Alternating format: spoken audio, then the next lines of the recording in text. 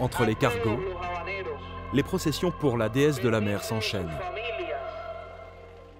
La jeunesse se réfugie aujourd'hui plus dans les croyances afro-cubaines que dans la sacro-sainte idéologie socialiste.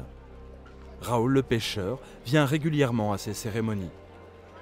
Parmi toute la panoplie des dieux afro-cubains, c'est la Vierge Noire qui remporte tous les suffrages. Regardez, c'est elle la déesse de la mer.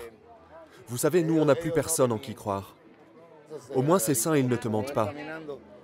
Et ça marche, regarde, il y a des gamins, des vieux, il y a toutes les générations confondues. Avant, les colons obligeaient les esclaves à adorer les saints catholiques. Alors les esclaves africains ont trouvé une astuce pour continuer à adorer leur Dieu. Côté pile, il y avait le saint catholique. Et côté face, la divinité africaine. C'est ce qu'on appelle le syncrétisme. Tout s'est mélangé. Et les jeunes n'hésitent pas à démontrer leur foi de façon très spectaculaire. Ils doivent ramper parfois à l'envers sur des kilomètres jusqu'à l'église. Il doit y avoir une raison très importante pour qu'ils fassent un tel sacrifice. Le but, c'est d'aller au bout de sa promesse. Parce que soit lui, soit quelqu'un de sa famille était très malade. Et cette personne a guéri, et c'est pour ça qu'il est obligé de faire tout ça. Le régime rappelle à chaque coin de rue que la crise mondiale a pour origine le capitalisme, même si lui aussi connaît quelques soucis. Les caisses de l'État sont vides. D'ici 2014, plus d'1 million de fonctionnaires seront licenciés. Du coup, Raúl Castro, au pouvoir depuis 4 ans, a décidé de permettre aux habitants de vendre ce qu'ils veulent et à leur propre compte. Une révolution à l'envers.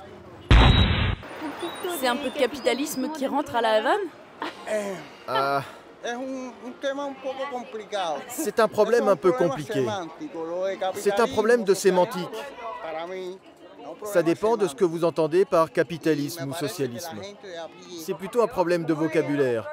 Mais pour les gens lambda comme moi, nous on ne veut pas trop s'intéresser au problème. C'est très compliqué pour nous, vous savez.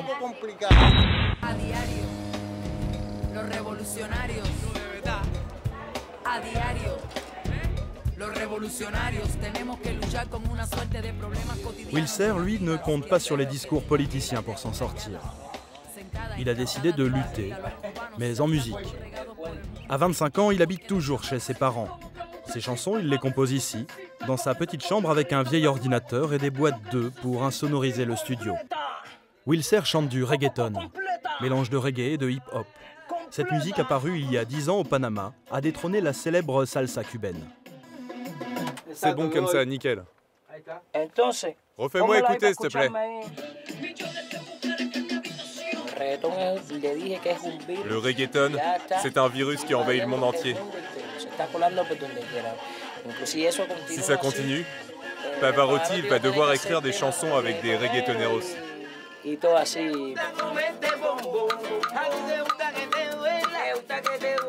Le reggaeton parle de sexe et des difficultés de la vie quotidienne.